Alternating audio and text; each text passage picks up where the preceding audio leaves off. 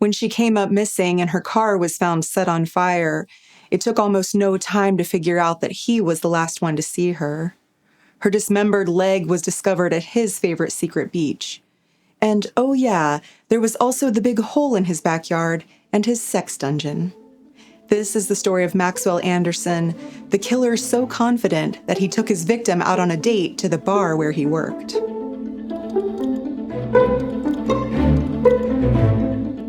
Hi friends, I'm Katie, and this is Katie Does Crime.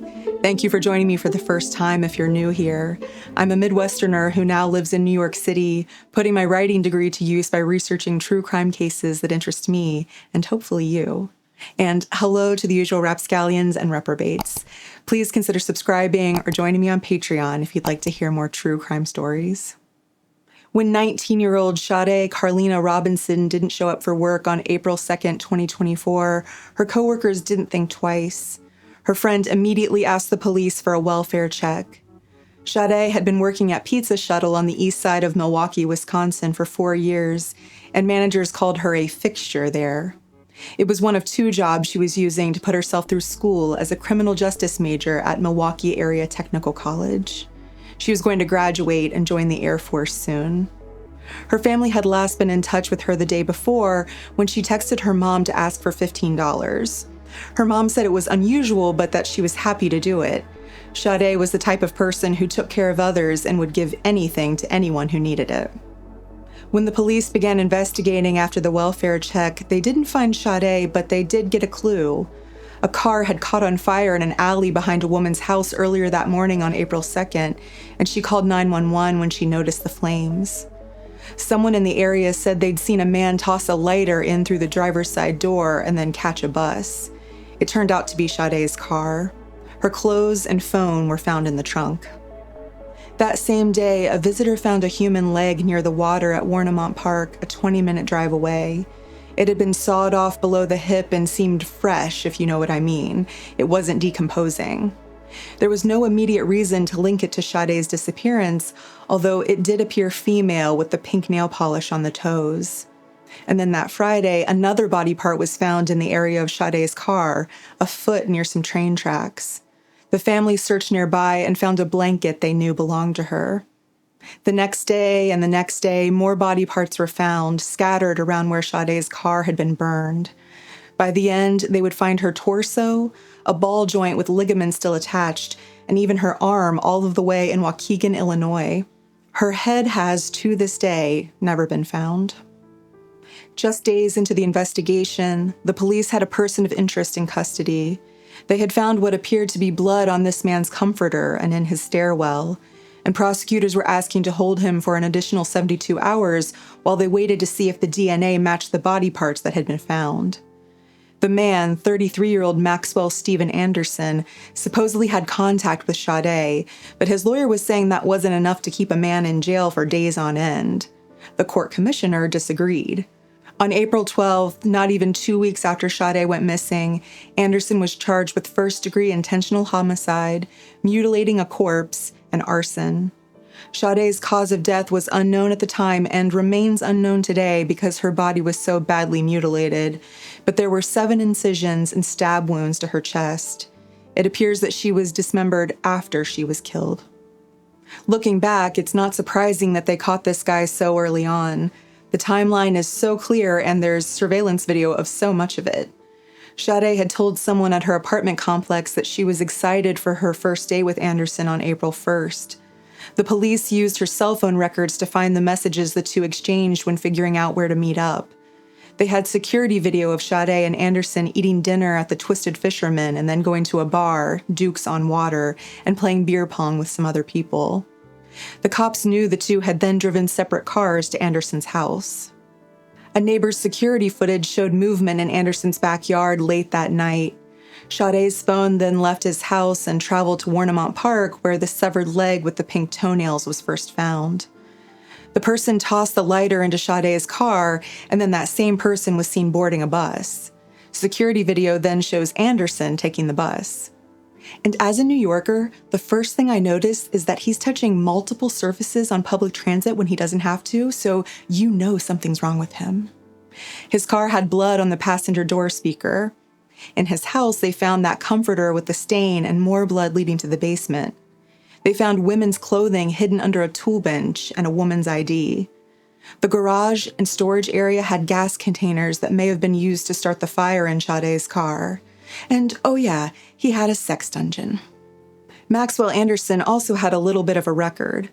In 2014, he pleaded guilty to disorderly conduct after shoving a relative, smashing some of her household items, stealing her car, and crashing it.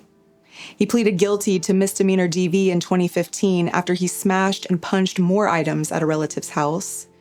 He's also had a couple of operating without a license or while suspended or while under the influence charges over the years, and relatives have suggested that he needed help. He'd been a student with the Navy from April 2011 to January 2012, but it's unclear why it was for such a short time.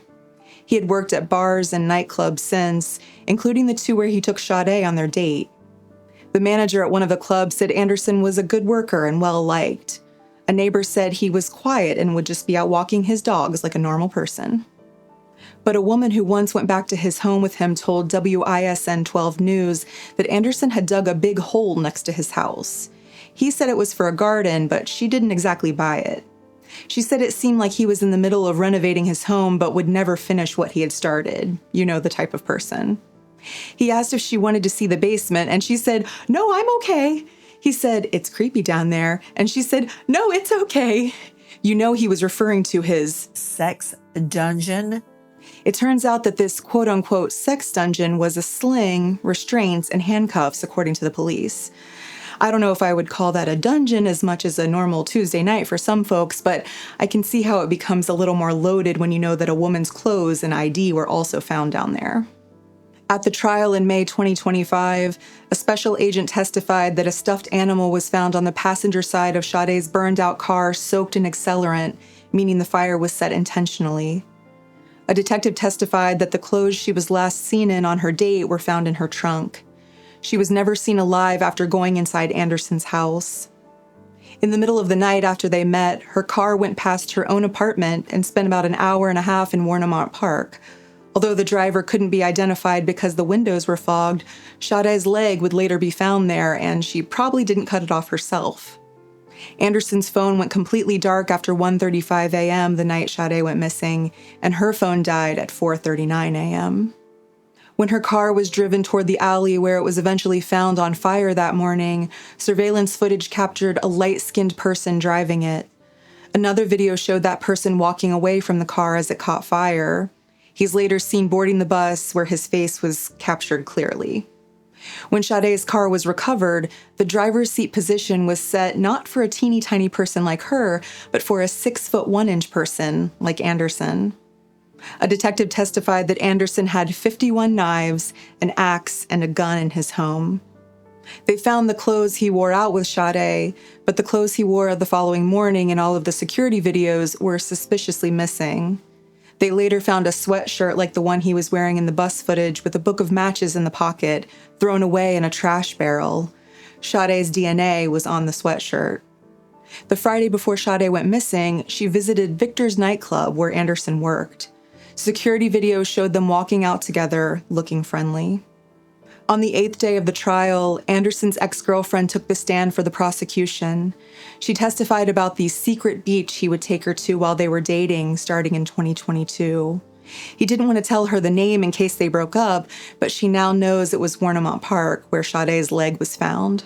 She said she actually contacted the police first when she heard Anderson was arrested because she wanted to make sure they knew about the hidden compartments and closets and the shelves with false backs in his house. Like the vanity in his bathroom that had a piece of marble at the bottom that could be pulled out to conceal things. Or the closet that had an entertainment center in front of it so no one would think to look behind it. He said it was mostly for hiding money or weed.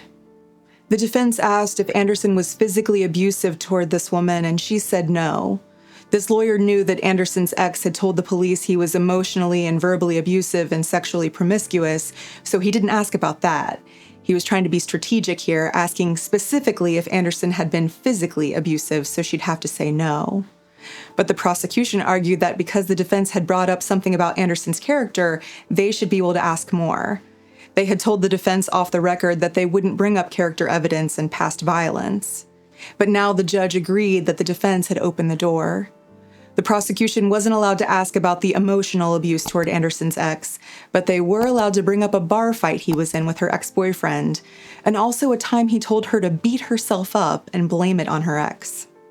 And if all of that wasn't enough, a detective testified about photos extracted from Anderson's phone that had been recently deleted. One was a photo of his couch with a black woman face down on it. Her sweater, the same sweater Sade was last seen in, was pulled up to expose her right breast. In another photo, his hand is grabbing the breast, which was later cut off of her and tossed in Lake Michigan, where it later washed up. His phone records show that he looked at Sade's Instagram in the 2 days after he killed her. I wonder if he wanted to see if there was any activity, anyone looking for her, or if he just wanted to remind himself how beautiful she'd been before he ruined her. The defense did their best to present some sort of a case. A downstairs tenant of Anderson's testified that he's sensitive to noise and that Anderson is usually an obnoxiously loud upstairs neighbor, but he said he didn't hear any screams nor sawing the week of April 1st. There was no blood on the couch at Anderson's home, no blood on any of the knives the authorities tested, and no smell of bleach from a cleanup. Sade's DNA wasn't found anywhere at the house. The blood on Anderson's walls wasn't hers, possibly just animal blood, like maybe one of his dogs got hurt. Latex gloves covered in blood were found at Warnemont Park, but they didn't test positive for either of their DNA. Anderson's DNA also wasn't found on the door handle to Sade's car. He never contacted his ex-girlfriend to get her to delete the photos of his favorite secret beach. And he texted Sade on the morning of April 2nd, a thing he surely wouldn't have done if he knew she was dead. And that's all the defense had. They didn't call any more witnesses, and Anderson didn't testify.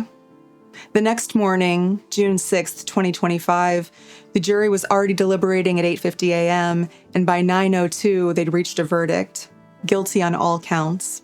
We, the jury, find the defendant, Maxwell Anderson, guilty. On Friday, Phillips and 11 other members of the jury found Anderson guilty on all counts of killing and dismembering Robinson during the night of their first date. We listened to all the evidence, things were mounting against him. But for me, what solidified it was when they finally showed the pictures off his phone. Those pictures were just cold, as I described it before, evil. That was her lifeless body, and that was, that's what shook me the most. I mean, all those other pictures were horrible, but when I saw those, that was just, man, that was just something different. I mean, really, that shook me. Thanks to the first-degree intentional homicide charge, Anderson will face a mandatory sentence of life in prison at his hearing in August. It's such a heavy weight, Sade's mom said. There's no such thing as justice. We don't have her. A mural outside of her workplace, Pizza Shuttle, remembers Sade Robinson. Her sister accepted her college degree in her honor in May 2024. As of now, Maxwell Anderson hasn't given a motive for what he did. A confidential informant was interviewed 3 days after the arrest and said that Anderson was preparing to kill Sade by March 5th, almost a month before their first real date. He said Anderson showed him the tarp covering his basement ceiling, floor, and walls. The informant said Anderson planned to force Sade to the basement at gunpoint, dismember her on the tarp, and then distribute her body parts throughout the city. But some say this informant was making up a story and that Sade met Anderson on a dating app. I haven't been able to verify anything about an app, but what I know is that the first texts between them were early in the morning on March 30th. Sade went to the club where Anderson worked on the night of March 29th, and her friends said they would go there because that club didn't card underage people like Sade. Security footage shows Anderson and Sade walking out of the club together, so my guess is that they met there when he was working and exchanged numbers. They then tried to see each other at that same club on March 31st, but Sade had to work late, so they scheduled an official date for April 1st. People say that Sade shouldn't have been going on a date with an older man, much less an older man who they say looks dead behind the eyes. But, if she met Anderson while he was working, he obviously had a job and an employer who didn't see any red flags when hiring him. That employer said he was well-liked. Anderson took her to places where he used to work on their date and did shots with one of the bartenders like a normal person with friends. Sade looked happy on the date, and when he put his arm around her at Duke's, she didn't shrug him off. What really stands out to me is that if he's taking her to places where he knows the staff, there are people who are clearly going to be able to identify him once she comes up missing. Either he's dumb or he wasn't already planning to murder her. What I wonder is if this was his first time killing someone, since other women's clothes and an ID were found at his house. At this point, the police are saying there's no reason to believe there are other victims. Either way, it just sucks that this nice young lady who was about to graduate college took a chance on this guy who clearly didn't deserve her and got punished for it. According to a 2024 Columbia University report, Black women are 6 times more likely to be murdered than white women in the U.S. overall, but it's actually 20 times more likely in the state of Wisconsin. Apparently, places with worse racial inequality are more likely to have more women of color being killed. So stay safe out there, ladies, and perhaps consider bringing a chaperone on your dates. Thank you to WISN for all of the in-depth reporting, and as always, please let me know what you think about this case in the comments. Thank you for tuning in today. I'm just a true crime fan like you are, and I really appreciate you taking a chance on me. Please like and subscribe to my channel if you like spending this time together. I'd be so appreciative. Until next time, I'm Katie, and this has been Katie Does Crime.